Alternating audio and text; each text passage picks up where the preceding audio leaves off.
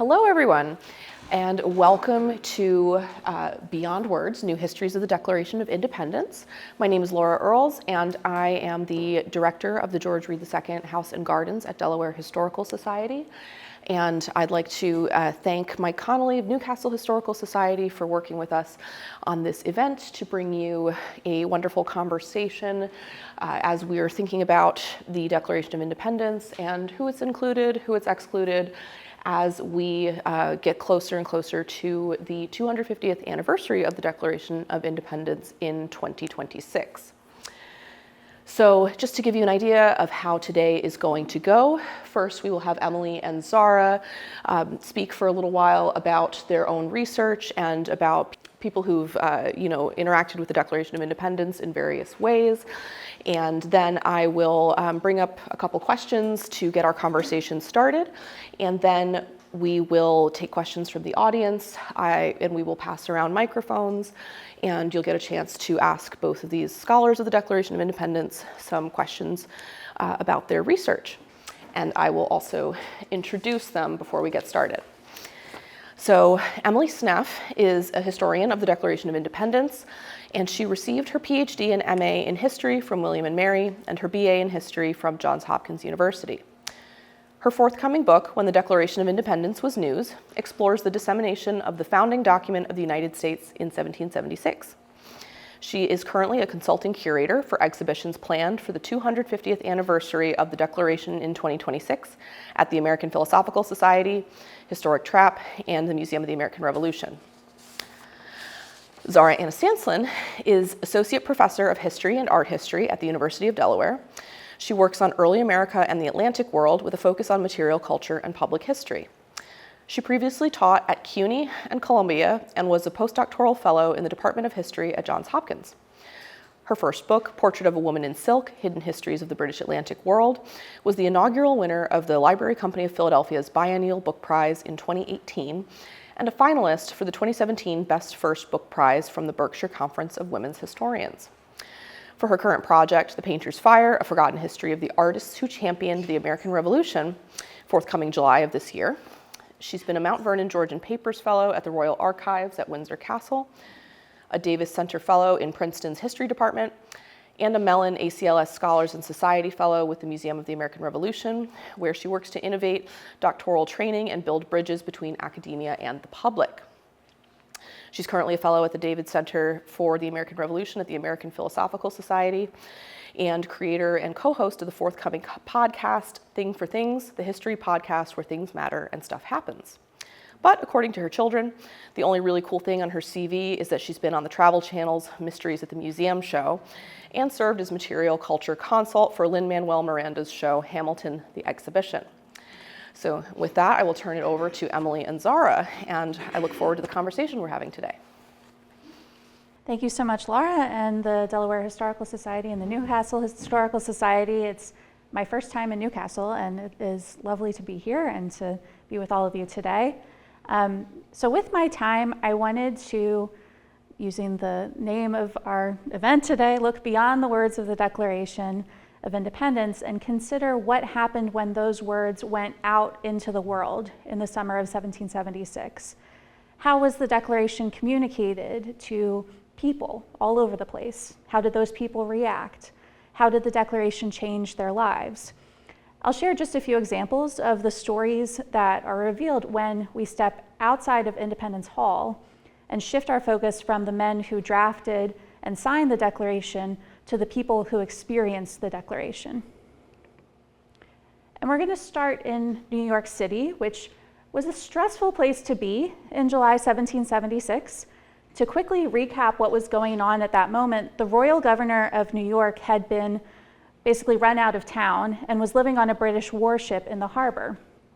But he was still pulling strings, including masterminding a plan to sabotage the Continental Army and assassinate General George Washington, which was foiled just weeks before independence.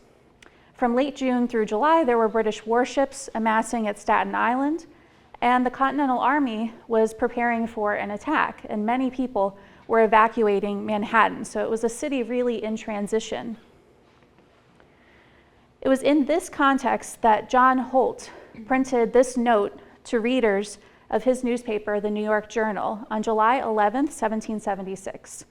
Quote, "The Declaration of the United States of America is inserted in this paper in the present form to oblige a number of our customers who intend to separate it from the rest of the paper and fix it up in open view in their houses as a mark of their approbation of the independent spirit of their representatives." Holt printed the Declaration in his newspaper formatted on one page so that it could literally be separated from the rest of the paper and posted up like a poster. You can see here his newspaper printing on the right and his competitor Hugh Gaines' newspaper on the left, where the Declaration is just in the regular columns of the newspaper.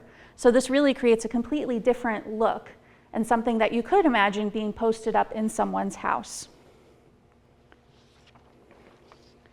John Holt was not the only printer who formatted the Declaration on a single page of their newspaper. There were a few others in New England. He was one of a few printers who used the same typesetting to print their weekly newspaper and to print their broadsides, literally just picked it up, moved it into their newspaper, or vice versa. In fact, the biggest difference between John Holt's newspaper and broadside are that he added something above what you see here. So he took this, newspaper-sized printing and added another 4 or 5 inches on top so that he could print the resolution of the New York Convention in favor of independence. You may know, or you may remember from the musical 1776, that the New York delegates in Congress had to abstain from voting for the Declaration of Independence.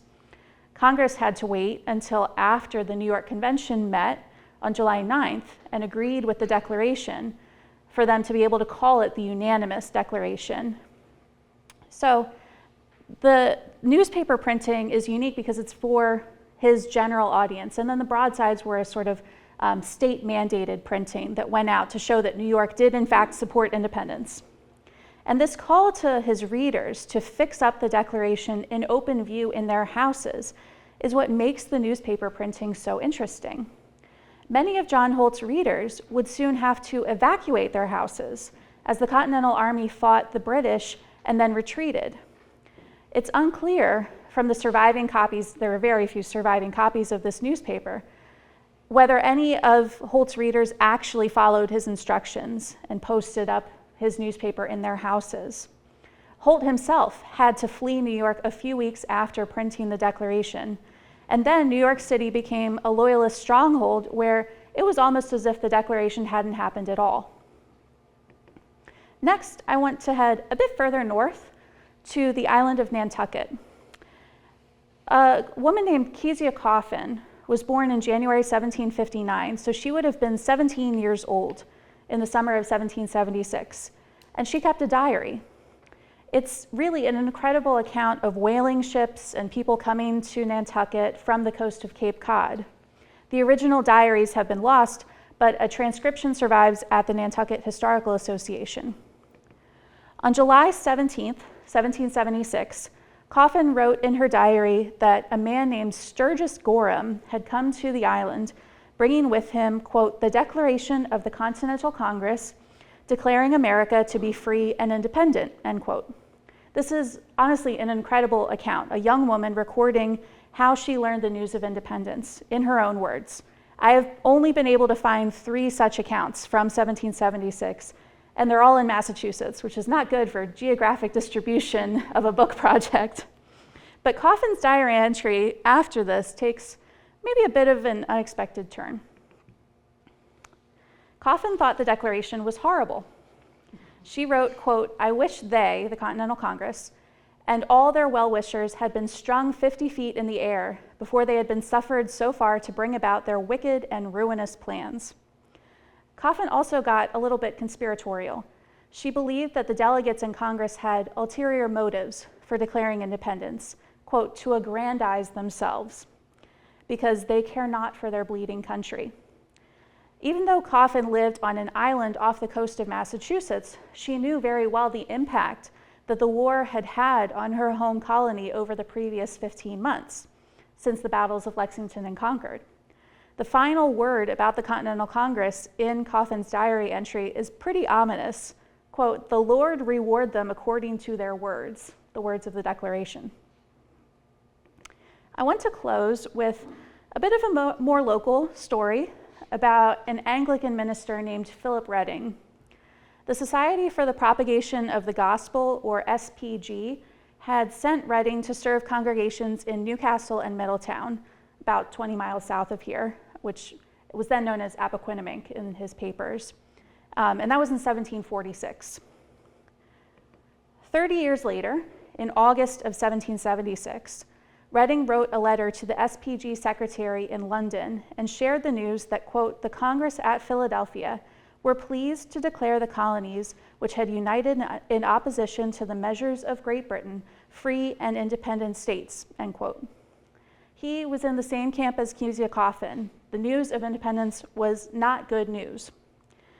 At their ordinations, Anglican ministers like Redding had to swear an oath to the sovereignty of the king as the head of the Church of England.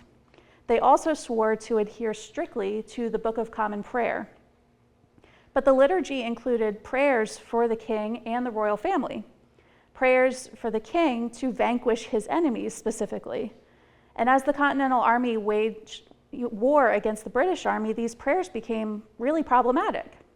You can imagine the confusion and discomfort of being in an Anglican church in the months after Lexington and Concord. According to Redding, after the 4th of July, the Church of England has no longer in existence in those parts of America which are denominated the free and independent states. What did this mean for Anglican ministers? Well, some ministers had left the pulpit after the war began. The most famous example is Peter Muhlenberg, who was Lutheran, but ordained in the Anglican Church so that he could serve in Virginia.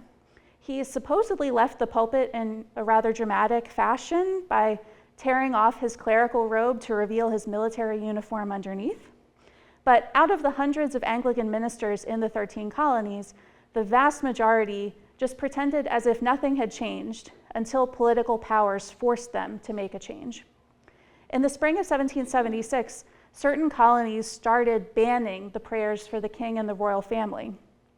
And then the Continental Congress declared independence.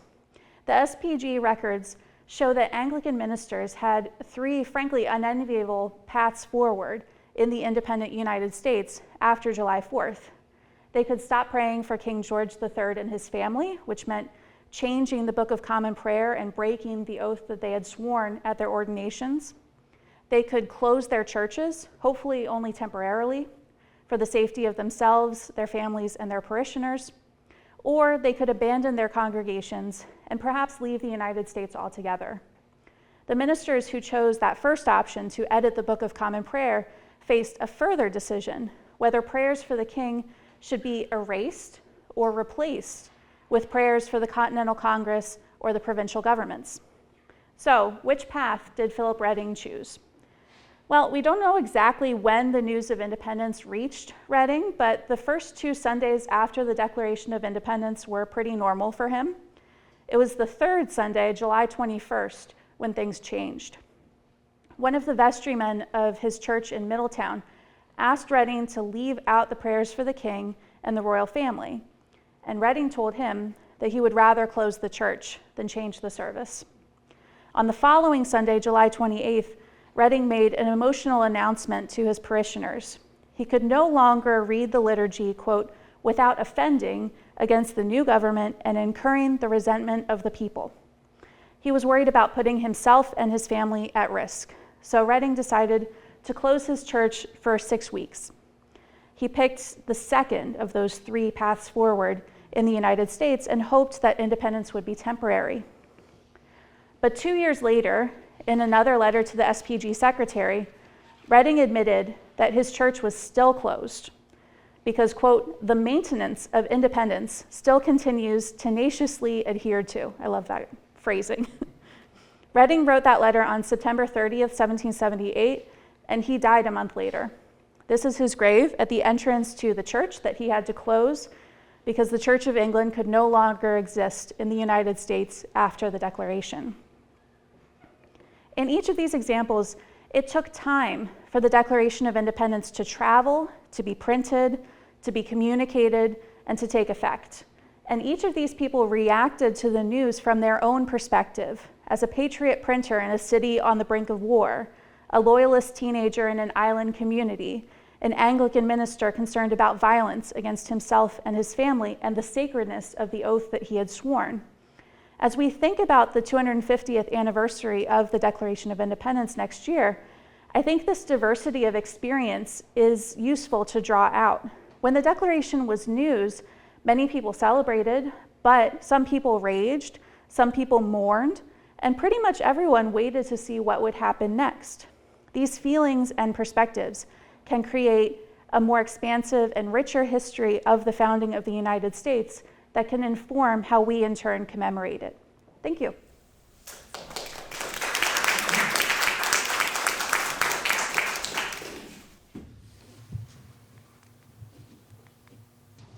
Well, it's always fun to get to be here with the Declaration lady herself, as she's very well deservedly known. And I will say, as an Episcopalian, I'm always so interested in how Anglicans reacted during the American Revolution, because that's why I'm an Episcopalian. So, you know, it's an interesting thing. So it's such a pleasure to be here today. Thank you so much for spending your Saturday afternoon with us talking about the past, present, and maybe future of the Declaration of Independence. Laura, thank you so much for organizing this and for hosting. And as I'm a graduate, my PhD is from Delaware, and I teach at Delaware. Go Blue Hens. Don't often get to say that, but you all know what a blue hen is. So today what I'm going to do is focus a bit on sort of the intellectual history of the Declaration of Independence and think about the core promise of liberty and equality at the heart of it. Of course, at the time, as Emily could tell you better than I could, that wasn't what was really seen as important, the most important to the people, right? They were more important to them were the lists of grievances. I always say the Declaration is like the Festivus of early American documents, you know?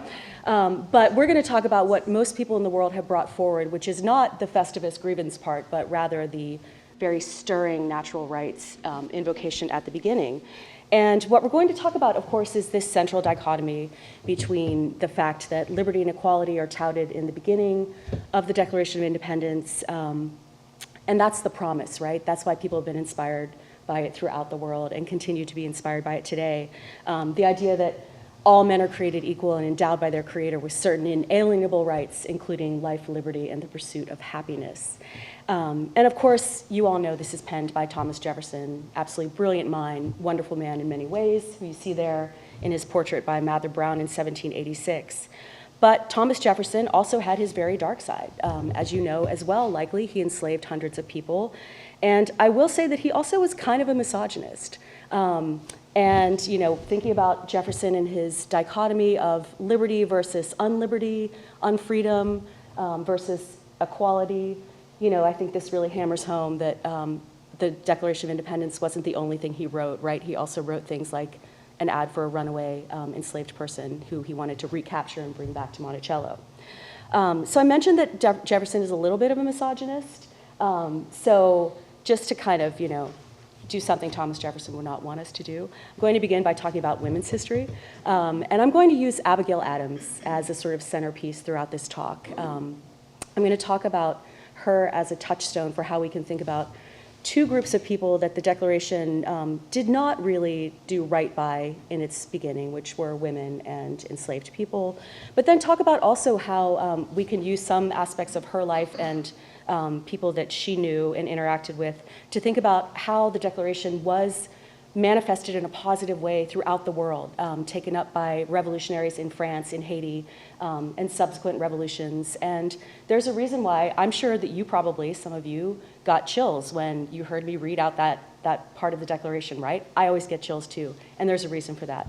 So today I want to sort of walk us through a very quick, you know, promise and unfulfilled promise of the Declaration through the age of Atlantic revolutions, and then hopefully end the discussion by being able to talk together about what we can do with the promise today and how we can move that promise forward. So beginning with Abigail Adams, I'm sure you've all heard her famous phrase, "Remember the ladies." And you know you've made it as a historical quote when you have Etsy shops selling T-shirts with your quote on it, right? And so this is something, I don't need to belabor this, you've all heard this, and you know it's popular, and rightfully so. Abigail Adams was also, like Thomas Jefferson, her friend, a brilliant mind. And this is the more full version of the quote from which that is taken. And there's Abigail with her lovely faux pearls in one of her early portraits on the left. And she's writing here to her husband, John, in the spring of 1776, before the Declaration was news, right? And she said, "I long to hear that you've declared an independency. I would that you would remember the ladies and be more generous and favorable to them than your ancestors. Do not put such unlimited power in the hands of the husbands." And she goes on and discusses why, and then she says, "If particular care and attention is not paid to the ladies, we're determined to foment a rebellion, and will not hold ourselves bound by laws in any respect." So if you have not read this letter in its full and her husband's reply, I urge you to go to the Massachusetts Historical Society online holdings of the Adams paper and do so, because they go on to have an exchange in which he calls her very saucy for what she has to say. And she, in turn, and says, "Oh no, that's never going to happen. And I've heard that silly things are happening because we're discussing this, and this is the silliest thing I've heard yet," right? And she, in turn, writes to her friend Mercy Otis Warren, who's an equally ardent patriot, famous playwright. Eventually writes one of the first histories of the American Revolution, and says, "He is very saucy to me in return for a list of grievances I've given him. I wish you would join me in a petition to the Congress." And I always like to say, this is the document, one of the documents in history I most wish had been written and was not. Can you imagine a petition to Congress by Mercy Otis Warren and Abigail Adams? It would have been amazing. But, we have this. So what's less well known is her reaction to hearing the Declaration of Independence read the first time. And I'm sure that she, like me and many of you, got chills when she heard it. At least those first parts, right? And the end is pretty good too. But so she heard it in Boston. It was read out loud on King Street, really near the site of where the Boston Massacre occurred, in front of the State House. And she reported that field pieces with the train were brought there and the troops appeared under arms. Now, the train was a Massachusetts artillery regiment, nicknamed the train, and it was commanded by a man named Colonel Thomas Crafts. And Colonel Crafts was by trade a Japaner, so he was someone who made plain wood furniture look like it was a lacquered Japanese thing. But he was also an ardent patriot. He participated in the Tea Party, among other things. Second in command in that regiment was Paul Revere, who's someone who's known to you. So Colonel Crafts was not supposed to read the Declaration that day, but the man who read it out loud apparently had a rather feeble voice, so he would read it and then Crafts would repeat it, so it would carry. And so I think people probably had a chance to really soak up the words because there was a pause in between each phrase. And so after it was read, Abigail said, the artillery regiment and the men cried aloud, "God save our American states," and had cheers. Later that night, all the king's arms, so anything with the king's emblem of lion and unicorn, etc., were gathered up from throughout the town and burned in a big bonfire on King Street. And as Abigail remembered it, the bells rang, the privateers fired, the forts and batteries, the cannons were discharged, the platoons followed, and every face appeared joyful. And then later that night, "Thus ends royal authority in this state, and all the people shall say amen." So a wonderful, stirring account and reminder that she was there. She was part of it, right? So this is a reminder like yours that women are part of this public celebration. But so even though Abigail Adams' exhortation to remember the ladies was not heeded by men like her husband, despite her ardent patriotism, once the Declaration of Independence made its way around the world and the American Revolution started inspiring domino effect revolutions throughout the Atlantic, it got picked up pretty quickly. One of the most obvious is the Declaration of Rights of Man and Citizen, inspired in part by the Marquis de Lafayette, dashing young version you see there on the left. And in 1789, in an effort to not have a full-flung revolution yet, but have more of a constitutional-like monarchy, more like they had in Britain, in France, Lafayette and others have this Declaration of the Rights of Man and Citizen created, and it's picked up and absolutely celebrated. I think you'll see some parallels between this and the Declaration of Independence, that men are born and remain free and equal in rights. These rights are liberty, property, security, and resistance to oppression. Interesting note that Life, Liberty, Pursuit of Happiness by Jefferson, usually that would have said property instead of happiness. So he did substitute that, which I always think is so fascinating. And also then the exercise of the natural rights of each man has no limits except those which assure to the other members of society the enjoyment of the same rights. So in other words, all of your natural rights should be free and unfettered unless they're imposing limitations on the rights of others. So obvious resonance to this and the Declaration of Independence. But like the Declaration of Independence, it's the Declaration of the Rights of Man and Citizen. And although man at the time was thought to be a more generalized term to encompass human, they clearly just mean men in this instance. It's not meant to be a sort of gender neutral term. So in 1791, a woman named Olympe de Gouges, who started off life as Marie Gouze, a self-educated butcher's daughter from the south of France. She was anti-slavery, she was pro-women's rights, and she was like, wait, you're talking about the male citizens, what about the female citizens of France? And so she writes a pamphlet, Declaration of the Rights of Women and Female Citizen, and you can see the comparison to what the Frenchmen had written. Woman is born free and remains equal to man. These rights are liberty, property, security, and this is an interesting twist, and especially resistance to oppression. And in her view, the exercise of the natural rights of women has no other limits than those that the perpetual tyranny of men put over her. Now, this echoes so precisely what Abigail Adams said to John in her Remember the Ladies letter, this idea that women need rights. And by this, they're not really talking about the right to vote. They're not talking about suffrage per se. They're talking about property rights, the rights to retain property rights and rights to raise their children when they're married, for example. She also is talking about property rights too, but this idea that in this society, whether it's America in the 18th century or France in the 18th century, women are subject to whether their husbands are good people or not, right? If you have a good husband, you have a good life. If you have a ne'er-do-well husband who's a drunkard and squanders your money like Abigail Adams' sister did, then your life might not be so pretty. So Olympe de Gouges, though, this is about as popular in France as Abigail Adams' exhortation was to her husband, because despite her clarion call to women to wake up, the tocsin or the alarm bell of reason sounds throughout the universe, recognize your rights, and some women did rally behind her. She ended up guillotined in 1793. So not a happy end. And as we all know, in the US, women were not granted really many extra rights because of the revolution. Divorce laws did get a little more lenient. In New Jersey, for example, you could also vote if you had property for a very shining, brief moment of time. But for the most part, it didn't really have a great effect, and this is why we don't have women's suffrage until the 20th century. And in America, we don't have what is equivalent to the Declaration of the Rights of Woman and Female Citizen, or a female-centered American Declaration of Independence, until the Seneca Falls Declaration in 1848. So my point here is that Olympe de Gouges didn't have a whole lot of success with it, but at least she tried.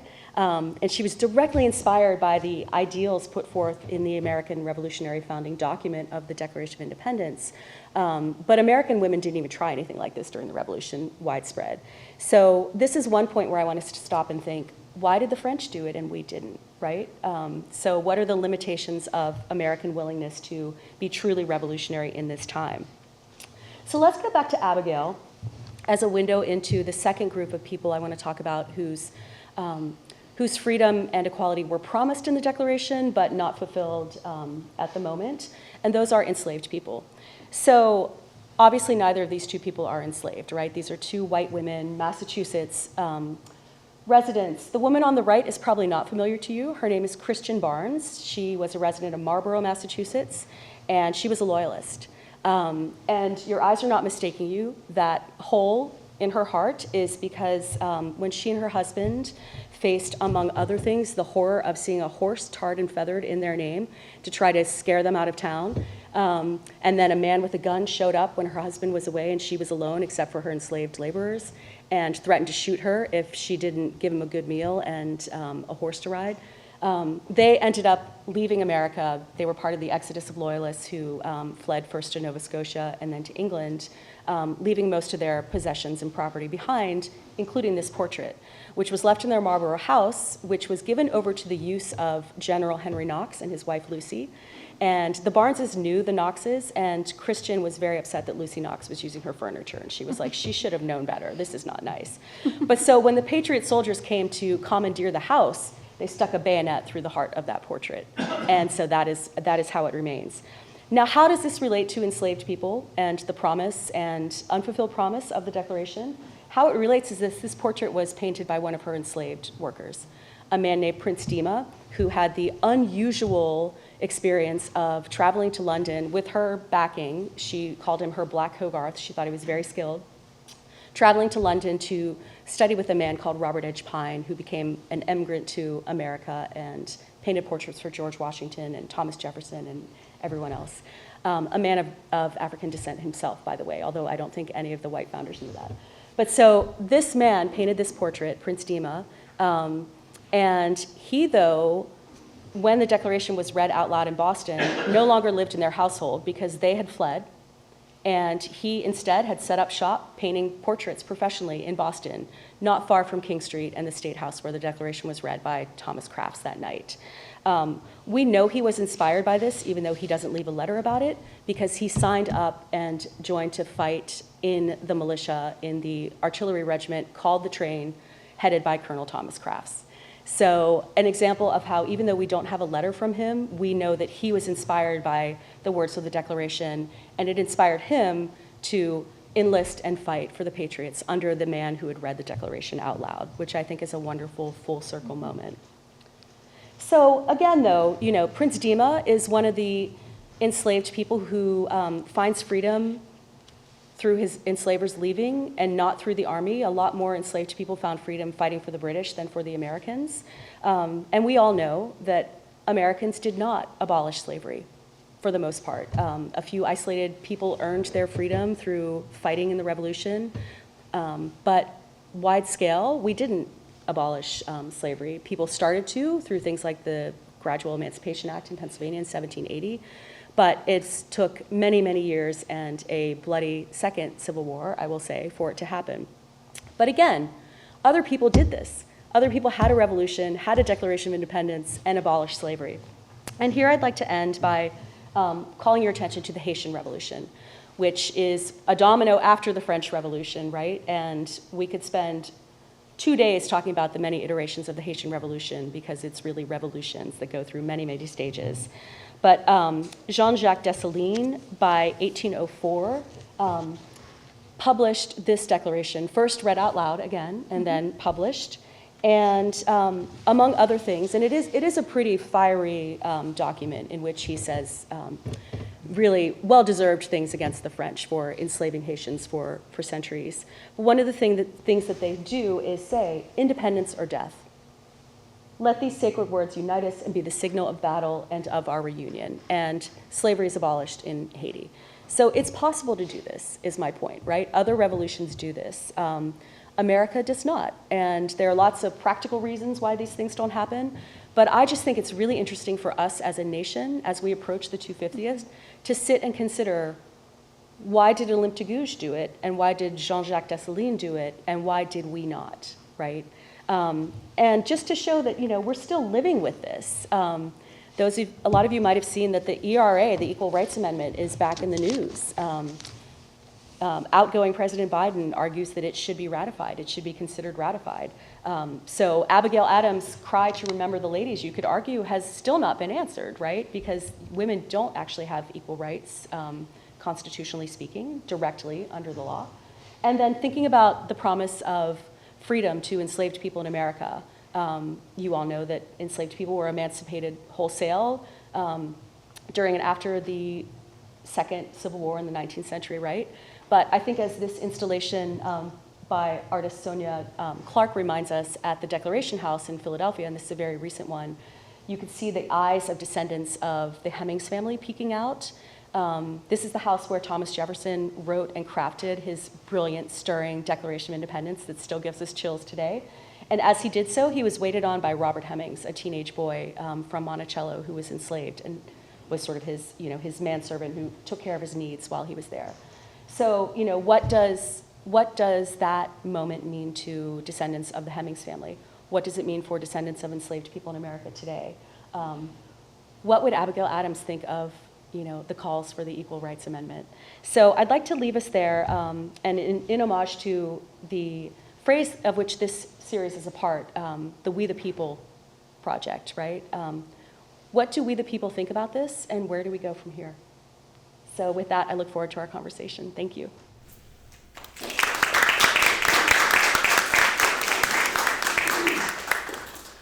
So thank you both so much for giving us so many fascinating things to think about. And before I open up the floor, I just had a couple of questions.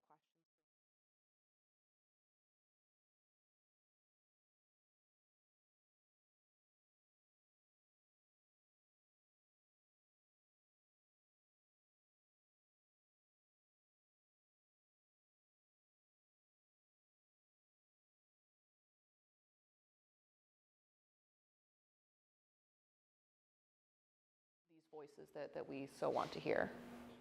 Yeah, I think one potential misconception that sort of gets framed as woke history or revisionist history is that Native American and Black Americans' use of the Declaration came later. That over time, as their oppressions grew more and more, they started to invoke the founding document. But the evidence is there in 1776. The first recognition of the independent United States by a foreign power was by Native American nations. There happened to be a treaty conference that was happening outside of Boston, and the Declaration arrived in the middle of this conference, and it was translated for Maliseet and Micmac chiefs from sort of New Brunswick and Nova Scotia, and they responded, "We like it well." They acknowledged the United States 2 years before France did. So there was this communication to Native Americans and an awareness of the importance of sovereignty that Native Americans shared with the United States in 1776. Same with Black Americans, the intellectual sort of tradition of drawing on the Declaration that stretches through to Frederick Douglass and Martin Luther King Jr., that begins in 1776 as well. There's a free Black minister named Lemuel Haynes who writes an essay on the subject of liberty. And on the title page of this manuscript essay, he quotes the Declaration, the second sentence that Zara pointed out. So there's traditions that we can commemorate for the 250th that happened in 1776 that show that the Declaration has always belonged to a really diverse audience of people, and that anyone has the potential to draw on it for their own social movements or for their own personal freedoms or for national sovereignty. Yeah, and I'll just add that, obviously Prince Dima, who I discussed, is a perfect example of this, right? Sometimes we don't have a letter or documents, written documentation, but I think you can look at people's actions and understand that they are making a statement, right? You don't enlist to fight voluntarily for the military of a cause you don't believe in, usually. And so I think that he's a great example of that. And we know of other Black men and boys who were inspired by hearing the Declaration, who James Fortin of Philadelphia is one of them, heard it as a teenager and then enlisted as soon as he could, still a teenage boy, right? Yeah. In a privateership and ended up imprisoned for part of the revolution. But I think too that we can also look at objects, at material culture as a way to uncover these things. Historian Judith Van Buskirk in her recent book on enlisted Black soldiers, I see you nodding, it's a great book, but she talks about a patriot soldier, a Black man who comes home with his Continental Army uniform jacket, and it's cherished by the family, right, throughout time. So that also tells you, even if they don't have a diary saying this is what I think, that jacket tells you what they think. Wonderful, thank you. And I'll just offer one more question and then open it up. So I noticed from a lot of the stories that we've been talking about today, there's a variety of both, there's a variety of local, national, and global stories that all factor into how we're approaching history as the 250th nears. And I wonder how you both what your perspective is on how we can integrate those local, national, and global stories together for a more inclusive and far-reaching commemoration of the 250th. Yeah, it's a great question. I think people who were around for the bicentennial remember the local, right? They remember parades and tchotchkes and things that they experienced without having to travel. So certainly people did come to Philadelphia and will come again in 2026. But I think there's a local sort of experience of commemoration that is really important and ideally gets people to continue to be part of that historical community, to visit historic sites where you live.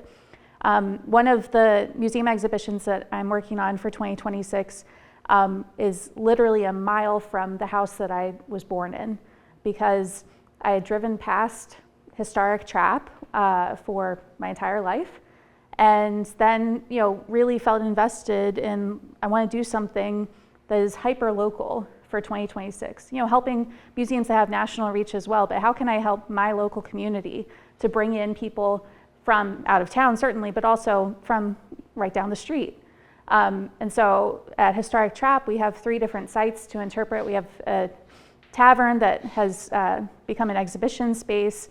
We have Henry Muhlenberg's house. He was the patriarch of the Lutheran Church in America. And then we have his son, Frederick Muhlenberg's house. He was the first Speaker of the House of Representatives. And what's fascinating about Henry Muhlenberg is he heard the Declaration read in Philadelphia. He was living in Philadelphia. And then a week later, he moved to Trap. So he moves out into the suburbs because Philadelphia is no longer safe a week after the Declaration of Independence. And his son had evacuated New York. And so that tension of why would you come to Trap? Why would Trap feel like a safe haven during the war? For people who live in that area, it creates a whole different understanding of that place. And this was a predominantly German-American community there, which is very different than the demographics today. So I think there's ways that, we're privileged being on the East Coast, being in the original 13 colonies, having places like Newcastle. There's ways that we can engage with site-based history, but certainly other places can engage with history as well at a local level. San Francisco was founded the same week as the Declaration of Independence. So there's all these stories that can come out when we have these opportunities for commemoration. And the national stories are certainly important too. But I would encourage you to investigate what's going on where you live, the museum exhibitions, the events like this series, and find out how you can get involved and hopefully stay involved beyond 2026 too. That's a great answer. And I will just say, I think that the history of the American Revolution lends itself to a global context because it is a global conflict itself, and it has a diverse group of people involved in it on both sides. And I think that it's not a stretch to think that, like I said, it's the domino that tips over the other, gets the other dominoes started in revolutions around the world. And there's a book by a historian called David Armitage, which is really great if you're interested in, the nitty-gritty document type history, because he walks you through all the many declarations of independence, revolutions throughout the world, up into the 20th century, that people are deliberately copying parts of the Declaration of Independence or taking inspiration from it to start their own revolutions in, Africa and South America and Asia. And it's really fascinating to read this book because you're like, wow, this document really took on a life of its own in a global sense. And that's the beautiful part about it, right, is that it inspires people to reach for their own freedom in the face of unfreedom. And so I think it's actually, in a world in which America is maybe not as, is not necessarily beloved by everyone else in the global community, I think reminding people that, there is this gift that America gave to the world that we haven't always honored ourselves, but, again, maybe if we all get together and think about honoring these sentiments of liberty and equality as human beings, that this is something we could take the opportunity to do during this commemoration of the 250th too. All right, wonderful. Thank you so much. I'm going to open it up to the floor. If you have a question, I will just bring you a microphone so everyone can hear. Would anyone like to be first? There. All right. It should already be on. I just have a, it's on. Just have a question related to your example in Trapp and your example, you're talking about Middletown, Delaware. What was it like for people that did not support the Declaration? You mentioned some of them left, but what about the ones that stayed? Were some of them persecuted? Yeah, certainly. And it depends on where you are, and what job you hold, and your place in the community. So in some cases, oaths of allegiance to the United States are what pushes people to either leave the United States or go into hiding for all intents and purposes.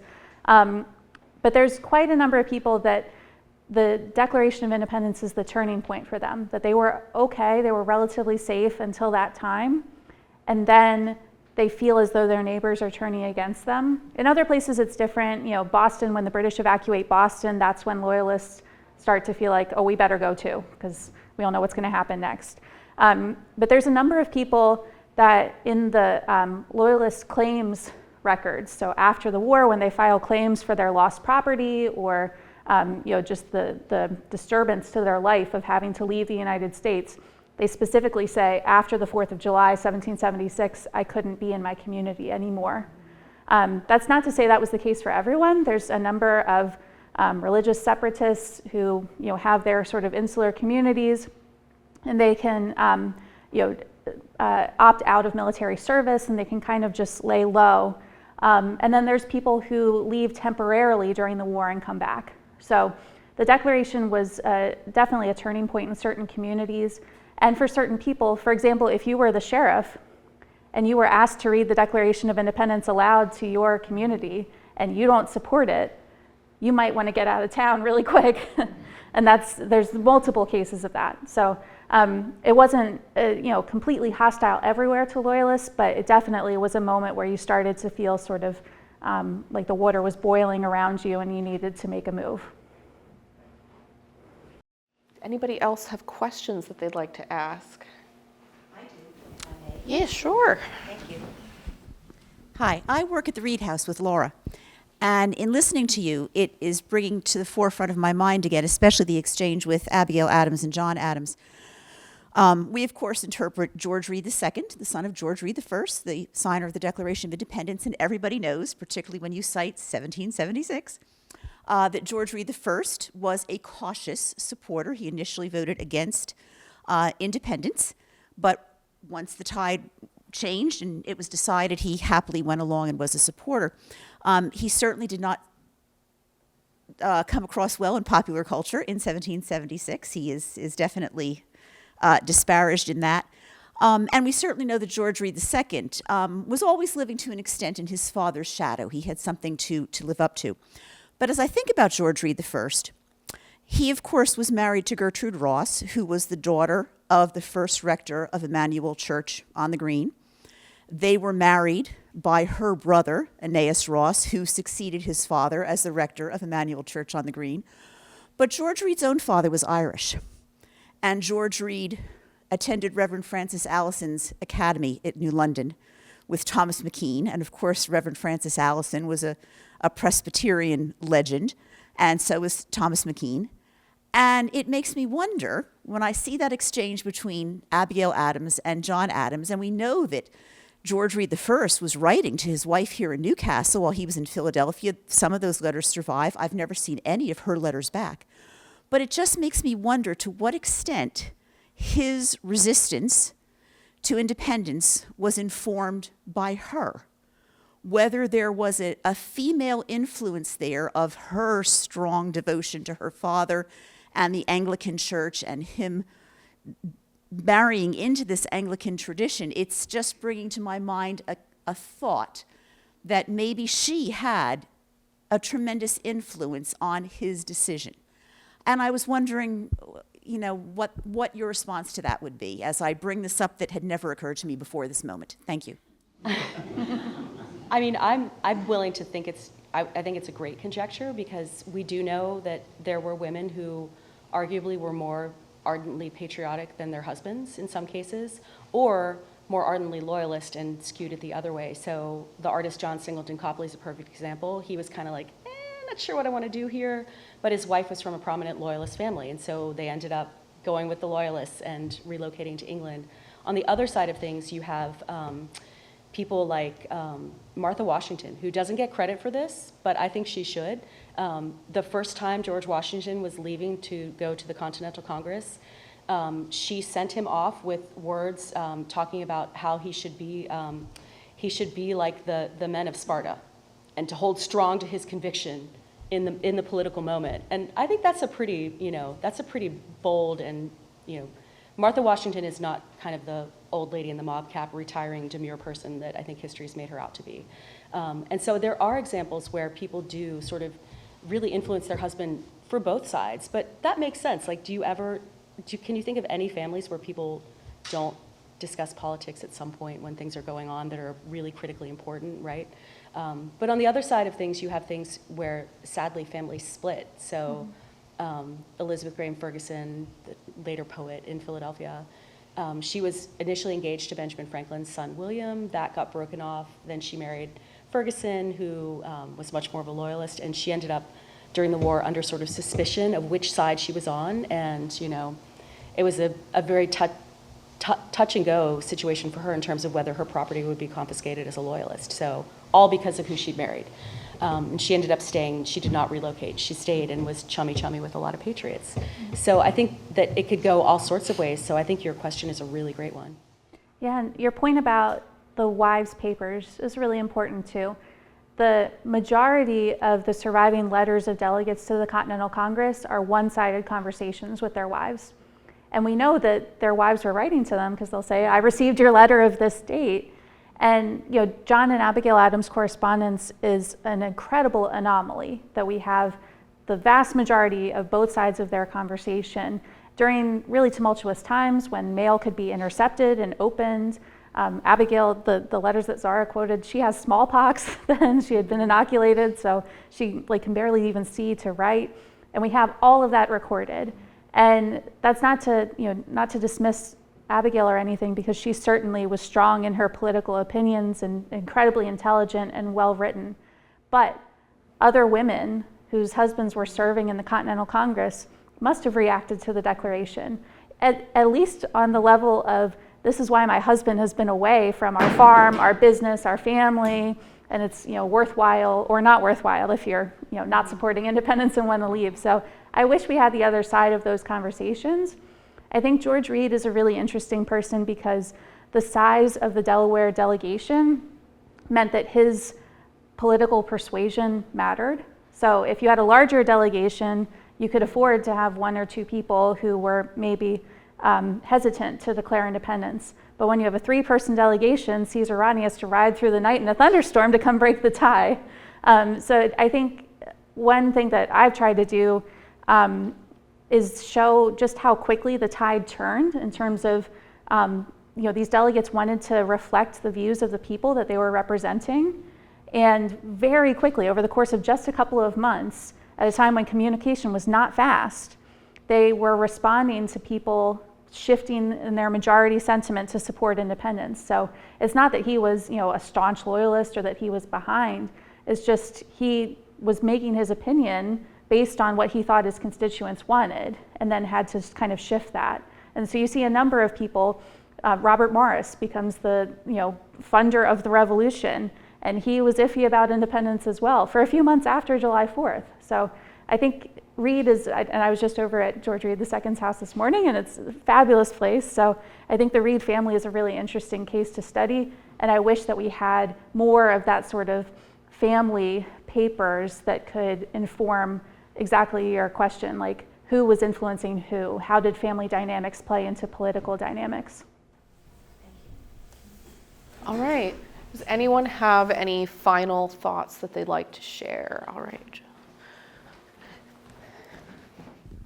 I will keep it with the wives of the Delaware delegates and go with Thomas McKean, who his wife Sarah Armitage McKean brought property with her with that marriage, and at one point he sold that property without discussing it with her at all, which he was supposed to do via Pennsylvania law, but she couldn't do anything because at the time he was the Supreme Court Justice of Pennsylvania at the time, so she was unable to do anything. And so that is very interesting that they were very prominently putting property as their, main concern at that point.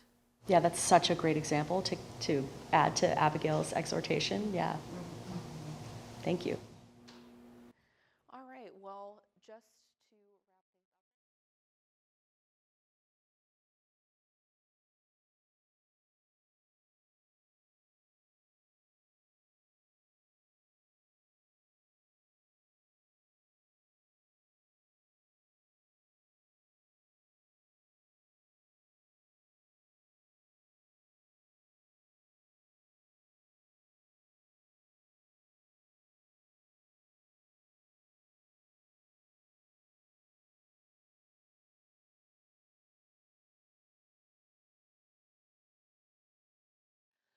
especially with 2026 coming. All right, thank you all so much.